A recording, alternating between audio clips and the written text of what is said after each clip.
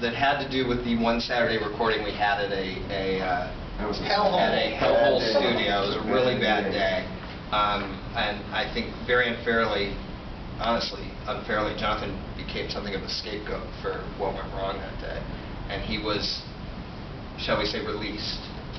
And we went through 2 other actors, and I said, I'm sorry, we made a huge mistake. We've got to get Johnathan back. Yep. So we brought him back.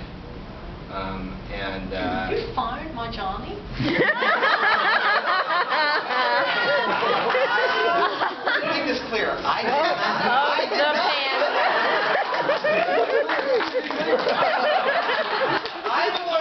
Jamie and I are the ones who brought him back. Yes, to be clear, we were not the ones who let him go. I want to say this again. We had bosses that we answered to, and they were not happy with this one recording on Saturday. Everyone else had recorded already, because Jonathan's first episode is in episode 2. Right. Everyone else had been in episode 1, and we could point to episode 1 and say, look how good this is. And they heard episode 2, which was recorded in a bad studio on a day where, and I'm not kidding, we came in on a Saturday. There was no air conditioning on a summer day. Yeah. And Jonathan's a sweater. The actors were roasting in there. We had to call someone in because the guys were, the engineer didn't know how to turn on the air conditioning. This guy, the manager of the place, very begrudgingly came in, turned on the air, and he was so pissed off, he cranked it all the way up. So then they are freezing. We have to call him back. And then he stomped out. Yeah, and then he left. So then we had to call him back to normalize it. And so it was truly a miserable day. And when my bosses heard the recording for the 2nd episode, kind of blew a gasket. Remember, it's early on. It's very early, and this is a very different kind of show for Disney, and they were very nervous about it in the first place. And they're like, this is a mess. And it was. That recording was a mess. We wound up picking up 90% of the lines from that day.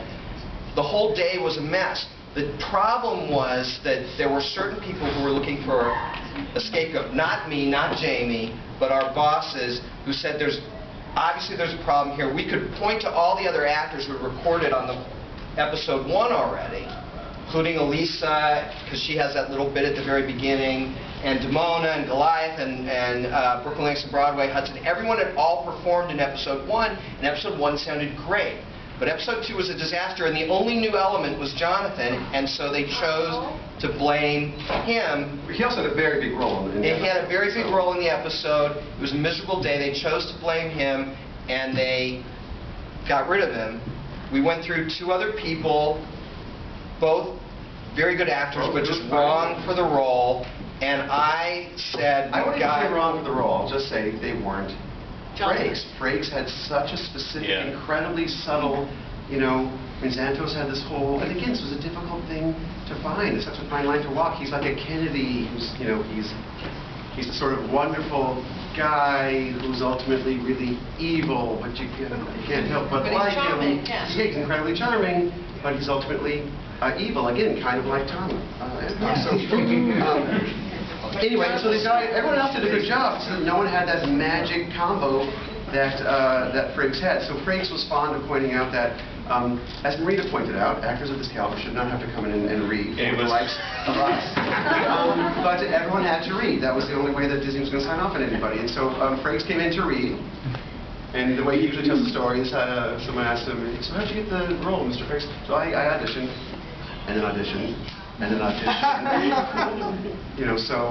just love it when he's coming and say, I just want to remind you that you fired me. He has never, ever let... I get no credit for being the guy who brought him back. All I get is shit about the fact that he got released.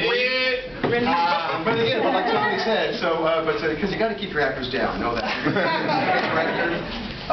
So Frakes would say, let me just remind you that, you fired me. which I would say, yes, let me remind you that I had already once fired you. But so whenever one of us chops, Frakes chops, we would say, no, it's good, John, it's good. It's Peter Strauss.